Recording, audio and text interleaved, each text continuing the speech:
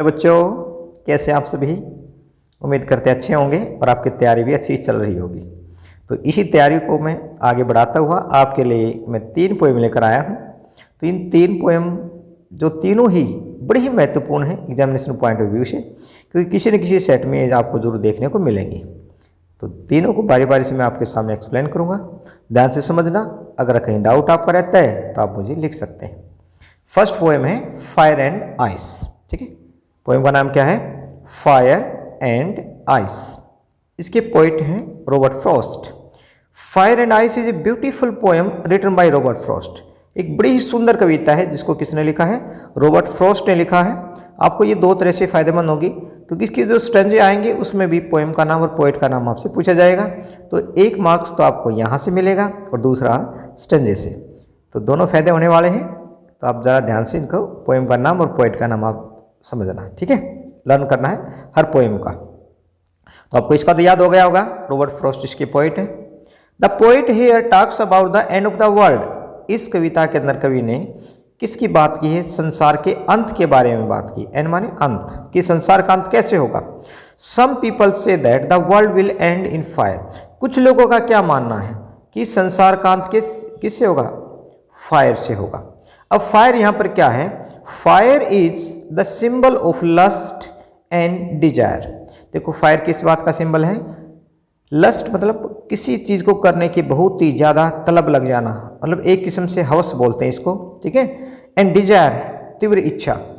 तो फायर किस बात का सिंबल है? लस्ट एंड डिजायर का। Some people say that the world will end in ice. कुछ लोगों का मानना है कि संसार का अंत किससे होगा? आइस से होगा, बर्फ से होगा। अब यहाँ पर बर्फ किस चीज का सिंबल है? Ice is the symbol of hatred, मतलब नफरत। एक मनुष्य दूसरे मनुष्य से नफरत करता है, ठीक है? तो इस प्रकार की ये जो नफरत है वो मनुष्य का इस संसार के अंत का कारण बनेगा। The poet has tested both fire and ice. कवि ने दोनों ही चीजों को महसूस किया है, फायर एंड आइस दोनों को महसूस किया है। Both the elements are destructive. दोनों ही जो तत्व हैं, एलिमेंट्स माने तत्व, दोनों ही तत्व कैसे हैं? डिस्ट्रक्टिव हैं, मतलब विनाशकारी हैं। But hatred is more destructive than desire. लेकिन डिजायर से कहीं अधिक हानिकारक या विनाशकारी क्या है? हेटर्ड है, नफरत। क्योंकि जब मनुष्य नफरत करता है दूसरे से तो वो विनाश का उसका जो क्रम है वो शुरू हो जाता है।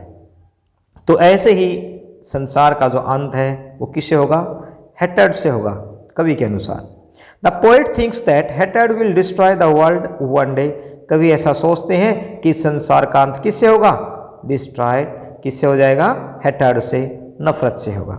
तो ये थी आपकी एक शॉर्ट पोएम, जिसमें आप चाहे थीम, चाहे इसका सेंट्रल आइडिया कुछ भी आता है, समरी आती है, आपको यही लिखनी है। अब बात करते हैं नेक्स्ट पोएम की, जो है द बाल पोएम। ठीक है, चलो द बाल पोएम। जस्ट मिनट, इसको जरा सेट कर देते हैं। चलो मिस्टर, इधर हो जाओ आप। अब आते हैं बाल पोएम। इसके पोएट का नाम जॉन बेरीमैन, पोएट हो गई। The central idea of the poem is to understand the nature of loss.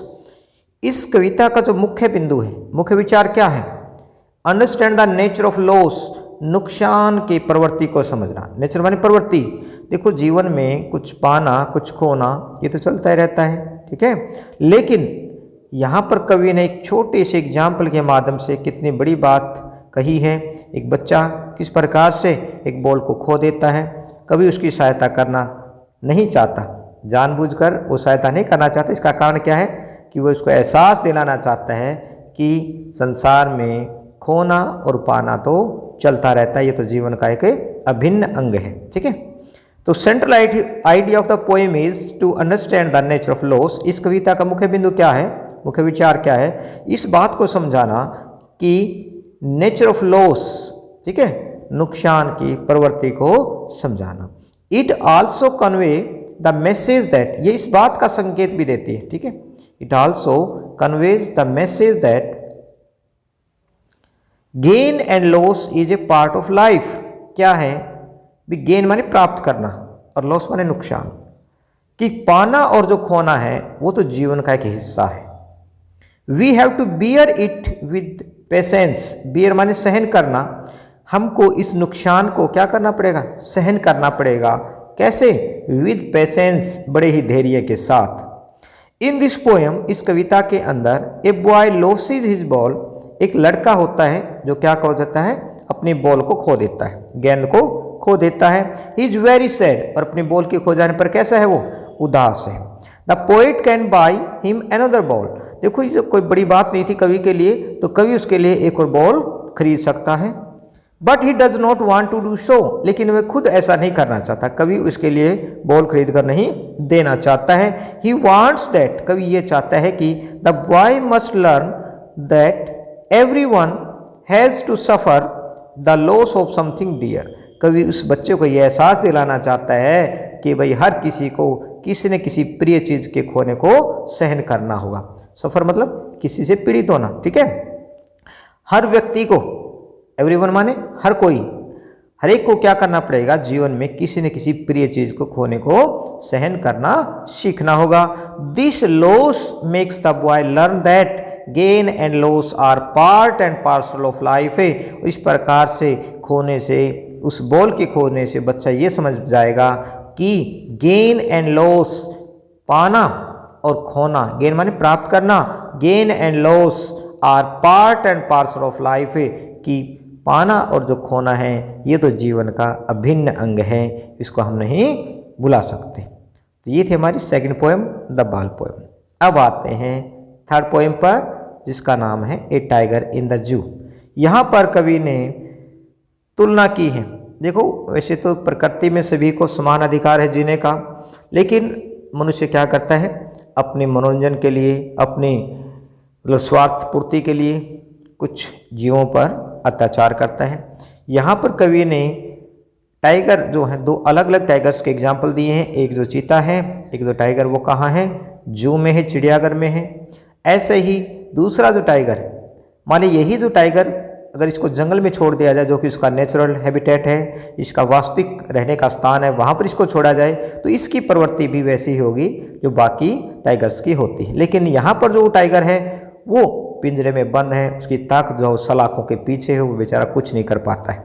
तो किस प्रकार से दोनों टाइगर्स की यहाँ पर तुलना की गई है देखते हैं। ए टाइगर इन द जू, ये अपनी पोएम का नाम हो गया। लेस्ले नॉरिस, ये पोइट हो गई। A tiger in the zoo is a beautiful poem written by Leslie Norris. Leslie Norris ने इसको लिखा है, बड़ी सुंदर कविता है।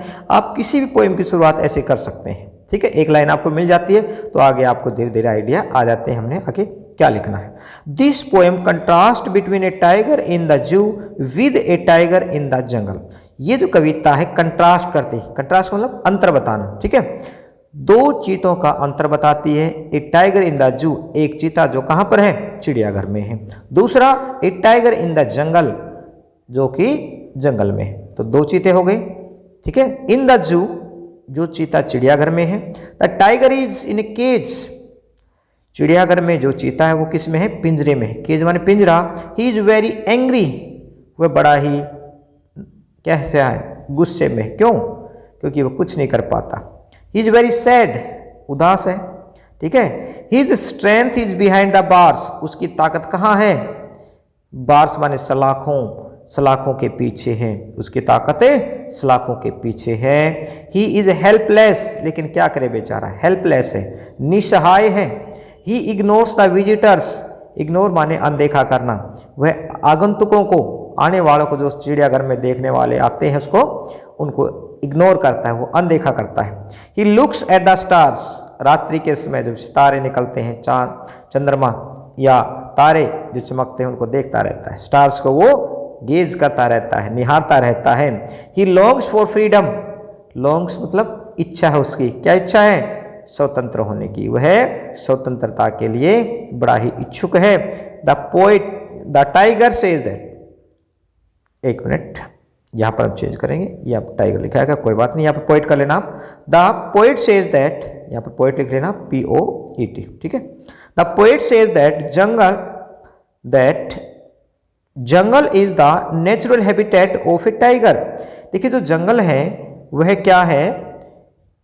चीते का नेचुरल माने प्राकृतिक, प्राकृतिक हैबिटेट है, ठीक है। नेचुरल हैबिटेट का मतलब प्राकृतिक रहने का स्थान है, नेचुरल हैबिटेट है। Here he can move freely wherever he wants. यहाँ पर जो चीता है, ही मतलब जो टाइगर है, मूव माने चलना, वह चल सकता है, घूम सकता है फ्रीली स्वतंत्र रूप से, वेयर एवर ही वांट्स, जहाँ कहाँ कहीं यह घूमना चाहता है। क्योंकि जब स्वतंत्र है तो अपनी मर्जी से कहीं भी यह जा सकता है, घूम सकता है। He can hunt a deer for his food, और अपने भोजन के लिए वह क्या कर सकता है, एक डियर का, हिरण का भी शिकार कर सकता है। ही टेरिफाई द विलेजर्स, टेरिफाई माने भयभीत करना, डराना, वह गांव वालों को डरा सकता है, ठीक है। यहाँ पर जो गलती थी उसको ठीक कर लेना। 1 मिनट, अगर यहाँ हो जाती है तो अभी इसको हम करके देख लेंगे। 1 मिनट।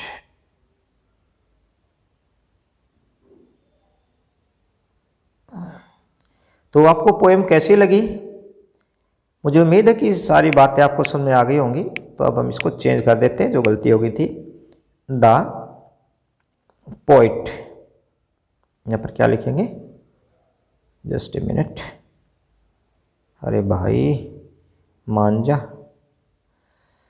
मुझे जितना आता है उसी हिसाब से करने की कोशिश कर रहा हूँ। हाँ, बात बनेगी शायद।